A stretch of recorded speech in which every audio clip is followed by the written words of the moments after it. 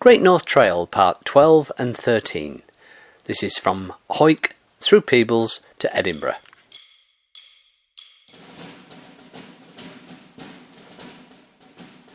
This is a 2-day trip, first from Hawick to Peebles, second day Peebles to Edinburgh.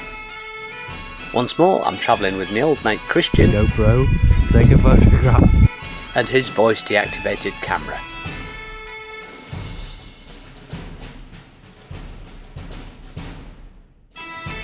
The way forward was pretty obvious and well defined, so along a lot of bridleways and almost country paths really.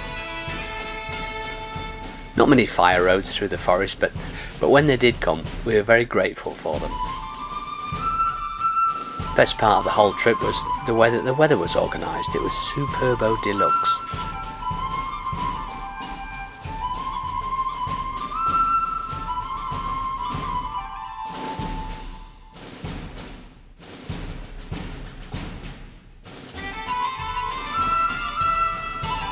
There were some quite interesting passages for the bikes. This tiny narrow bridge was over Ettrick Water.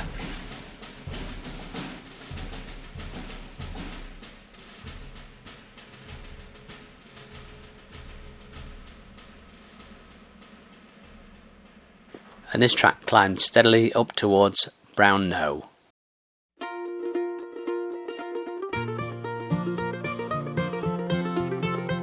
It was quite heavy going, and we came across a young lady from Caerphilly who was very smiley but obviously looked like she knew what she was doing.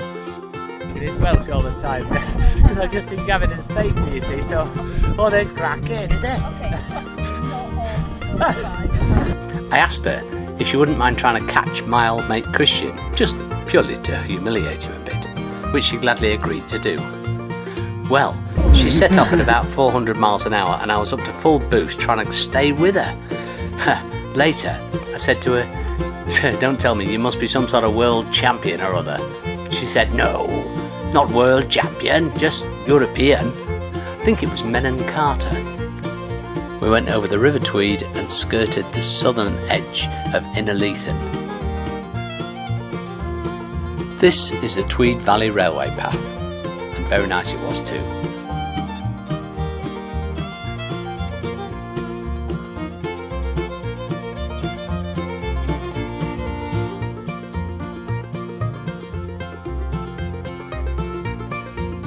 And that's the Cardrona Hotel.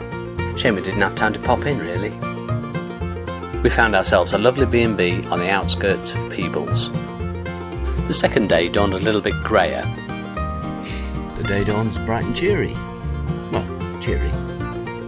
We went westwards along the well-trodden walkway into town.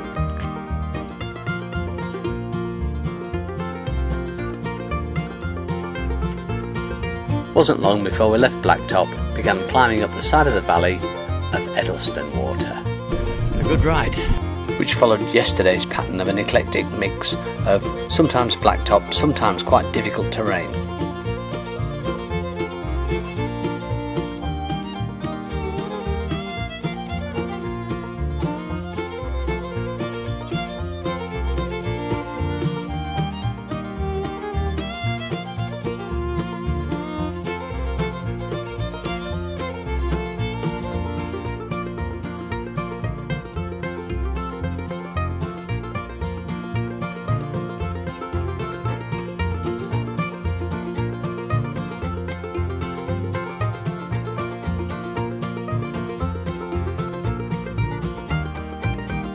We stopped briefly for supplies at West Linton.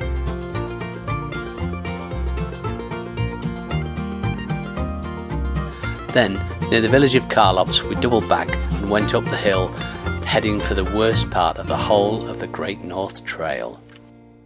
But in mountain biking, as in life, you got to take the rough with the smooth, and surely we'd had some smooth up to this point.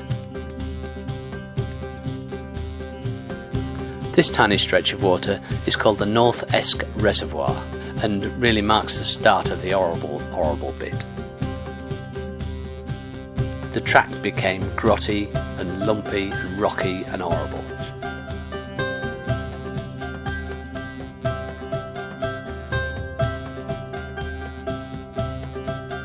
And just as we thought it couldn't get any worse, it did. It disappeared. Boggy or rocky or tufty, it was nauseating. So avoid this bit if you can, which you probably can't, to be honest. But we persevered and got through it, and good old Christian came up with some sticky buns. It was a long but bumpy descent back into the lowlands around Edinburgh. At this point the midgets became a bit of a problem, so we had to keep moving, hopefully at a bit of speed, which wasn't always easy. The rocky path reared up occasionally to a quite steep climb and took all of our momentum, such as we had. I had to use Max Bosch to get up these slopes.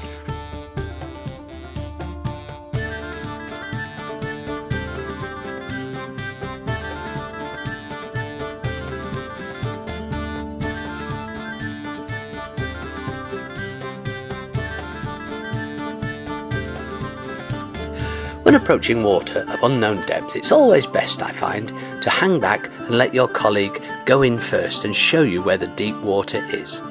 Always remember to show your appreciation afterwards. Don't laugh.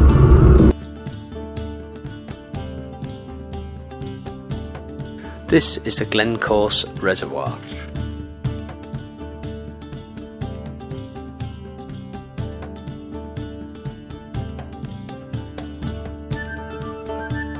I've found over the years that there are many and varied means of blocking a cycle track.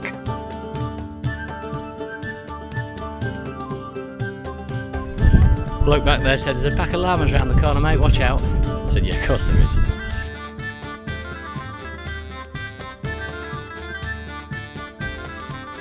We went over the dam wall of the tiny Torduff Reservoir. This is the route of the old Balerno to Edinburgh Railway and goes through the Easter Halesgate Tunnel, which is worth a view. We joined the Edinburgh-Glasgow Union Canal and went eastwards into Edinburgh city centre.